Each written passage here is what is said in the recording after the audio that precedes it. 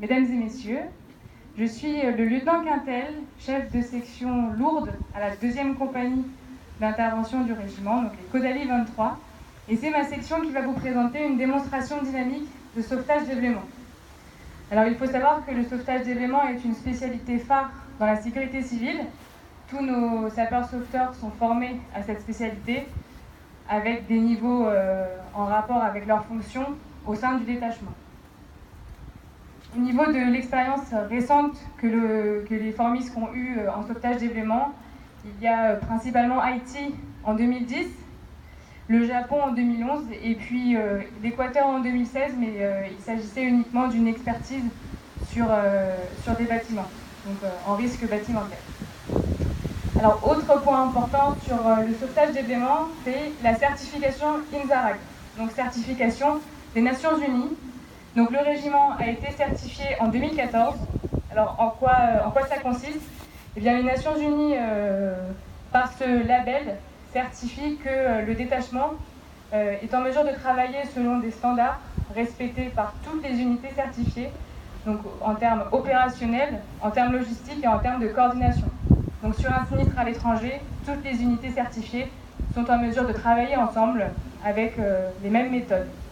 Donc ici au régiment, nous sommes en mesure d'envoyer un détachement certifié, donc un USAR, Urban Search and Rescue, et un USAR lourd, donc Heavy Urban Search and Rescue, HUSAR. Donc c'est-à-dire plus de 60 personnes qui sont autonomes sur 6 jours et qui partent avec toute la partie logistique, commandement et sanitaire également, donc infirmiers et médecins. Donc en totale autonomie, c'est vraiment une énorme force de frappe qui est envoyée au plus vite. Pourquoi au plus vite ? Parce que après un tremblement de terre, ce sont les 36 premières heures qui sont extrêmement importantes pour espérer trouver des victimes vivantes. Ça arrive au-delà, mais les chances sont moins importantes. La certification INSARAG sera renouvelée à l'horizon 2019, donc nous allons entrer dans le cycle d'une nouvelle validation. Et nous garderons cette certification des Nations Unies. Alors maintenant, comme vous l'avez fait ce matin, je vais vous demander encore un petit peu d'imagination. Donc nous sommes dans une petite rue résidentielle d'une petite ville du Mexique. Les bâtiments ne sont pas aux normes sismiques et il est 9h du matin.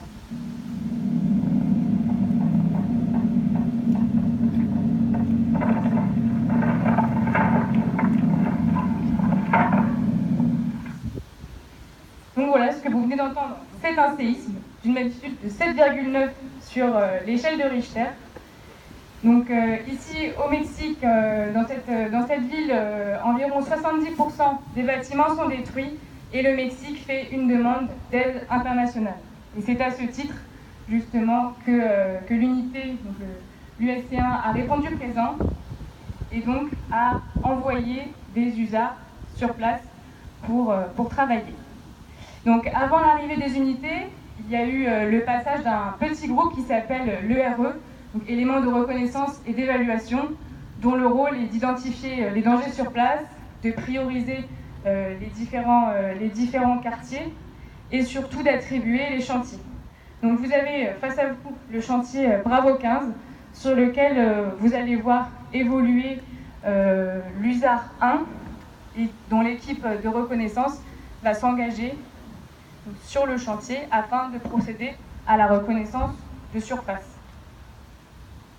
Donc la reconnaissance de surface, c'est un ratissage qui va permettre de découvrir rapidement des victimes conscientes et surtout accessibles.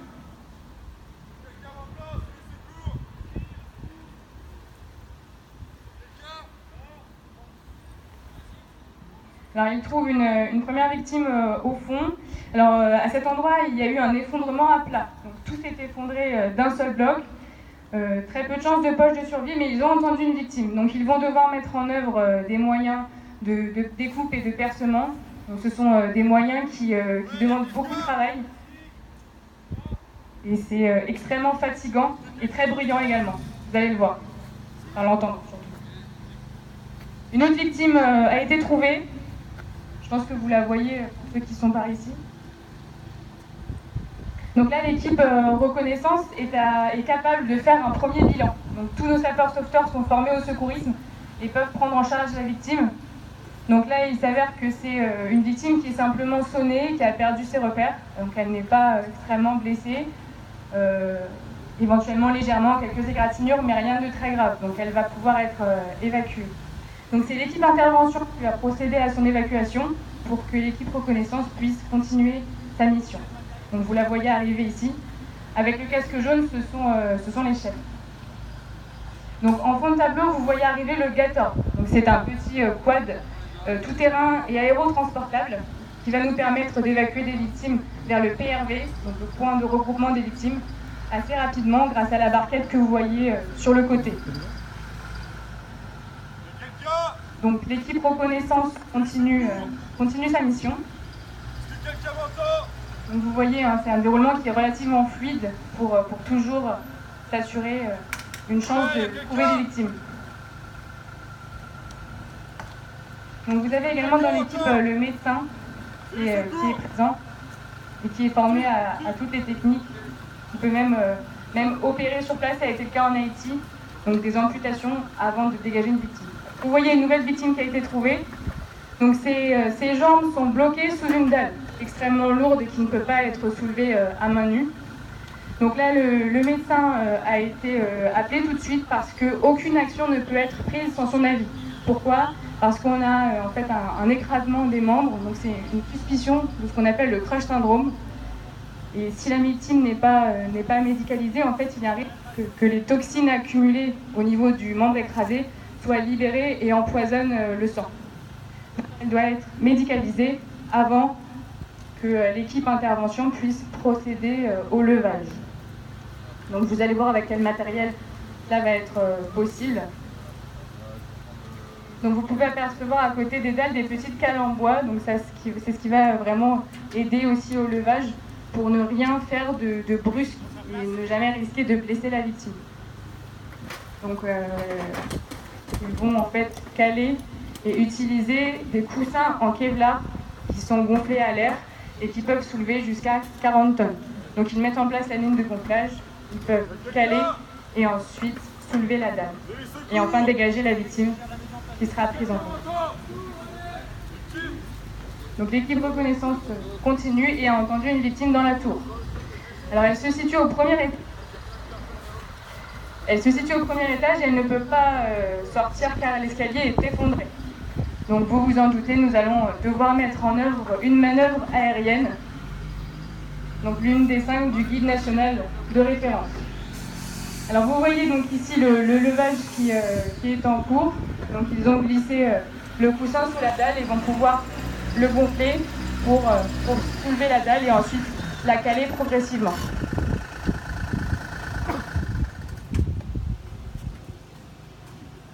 Donc au niveau de la tour, le médecin se dirige vers la victime.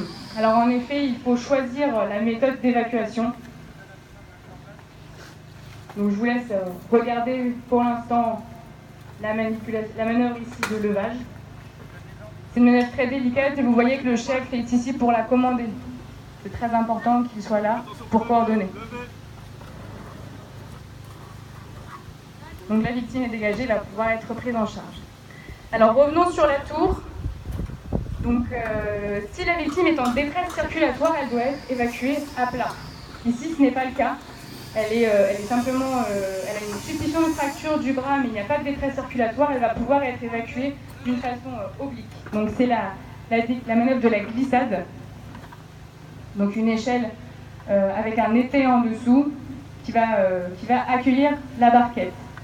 Avantage de cette manœuvre, c'est qu'elle demande peu de place, juste la place pour mettre l'échelle. Et elle permet à la victime d'être rassurée par les sauveteurs qui sont en haut dans la tour, qui vont engager la barquette, et ensuite les sauveteurs qui sont juste en dessous à la réception et qui vont pouvoir également la rassurer. Donc nous allons désormais clore cette phase de recherche de victimes de surface et appeler le renfort de l'équipe cynophile. Et donc je vais laisser la parole au chef Hussard qui va présenter le secteur à l'équipe cynophile. Donc d'abord c'est un maître sans son chien qui va reconnaître le secteur pour identifier les différents dangers et surtout là où les victimes ont déjà été trouvées. Bonjour, donc je suis le chef de l'unité SD. Sur le secteur qui nous a été attribué, nous avons comme limite gauche l'alignement de cubes en béton sur cette position. En fond de tableau, le bosquet. Et en limite droite, c'est le bâtiment qui est juste ici. Donc on a une reconnaissance de surface qui a déjà été effectuée par une équipe. Et on a déjà 2 victimes qui ont été évacuées, donc 2 points chauds pour les chiens. Un premier point chaud juste derrière la buse. Et un deuxième qui est au niveau des plaques métalliques un petit peu plus loin là-bas. Donc sur le site là, on a encore une équipe qui est en train de travailler actuellement sur le bâtiment. Il y a risque d'effondrement multiple sur la zone et beaucoup de bris de verre pour les chiens. Donc faire attention à ça, il y a un vétérinaire qui a été demandé. Et voilà. Très bien pour engager les chiens.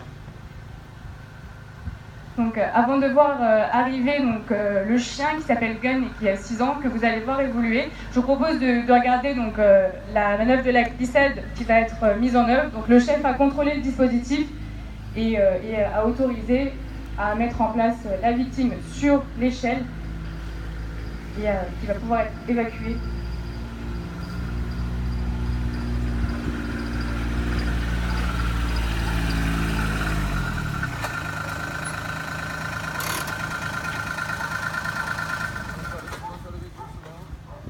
Donc les scooters lèvent les pieds de la victime pour la mettre à plat le plus vite possible et pour pouvoir l'évacuer et la mettre en sécurité au plus vite. Alors nous retournons au niveau du chien, au niveau de Gun, qu'on entend aboyer, je ne sais pas si vous l'entendez. Alors il est même rentré dans un trou.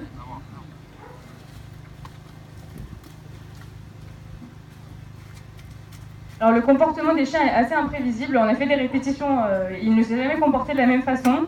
C'est assez intéressant de voir cela. Donc le chien a un odorat 60 fois supérieur au nôtre. Il est extrêmement efficace, il peut travailler sur de très grandes surfaces, toujours accompagné de son maître. Il a actuellement suivi une odeur. Alors il faut savoir qu'il ne va pas forcément marquer exactement là où est la victime. Bien entendu, les odeurs peuvent parcourir plusieurs mètres à cause de l'effondrement. Donc les flux peuvent ressortir à plusieurs mètres. Alors là, il se trouve en dessous par ici, on l'entend.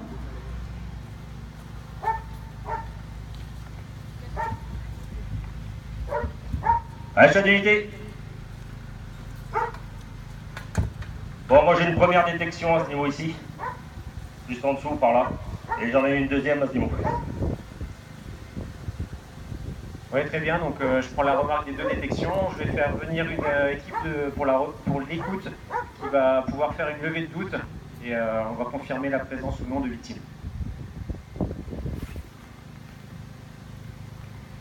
Donc là, vous avez une première équipe qui vient donc sur ce point qui a été détecté. Vous voyez Gun juste ici, qui a bien fait son travail. Donc là, ils viennent d'avoir un contact visuel avec la victime. Donc c'est une victime qui était extrêmement affaiblie, qui n'a pas pu répondre aux appels tout à l'heure. Et elle a réussi à se mettre face au trou. Et donc un sauveteur peut descendre à son contact pour pouvoir l'équiper d'un harnais et d'un casque, car elle va être évacuée au moyen d'une poulie à renvoi mobile que vous voyez installée ici. Donc nous l'avons installée en avance pour des raisons liées à la démonstration, mais c'est assez rapide à mettre en place et c'est une manœuvre qui n'est pas dans le GNR, mais c'est une technique de corde qu'on continue à travailler dans les ForMISC et qui est utilisable dans le cadre INSARAG. Donc j'ai l'équipe Sino qui vient de passer sur le site, là j'ai eu 2 détections. Donc j'ai une première victime ici qui a été confirmée et j'ai les sauveteurs qui sont dessus. Ici j'ai aucune communication possible, donc je vais te demander de faire une levée de doute et de confirmer la présence ou non de la victime. Alors pour finir ici donc sur la PRM, la poulie à renvoi mobile, donc l'intérêt de cette manœuvre c'est surtout de pouvoir lever la victime et de la décaler de quelques mètres pour assurer une prise en charge plus facile, notamment s'il y a un très gros cône de gravat. Donc c'est ce que vous allez voir le temps de la mise en place au niveau de l'arbre ici. Alors passons du coup à la deuxième détection du chien, donc, qui se trouve dans cette zone. Alors, on n'a pas eu de contact visuel, on n'a pas entendu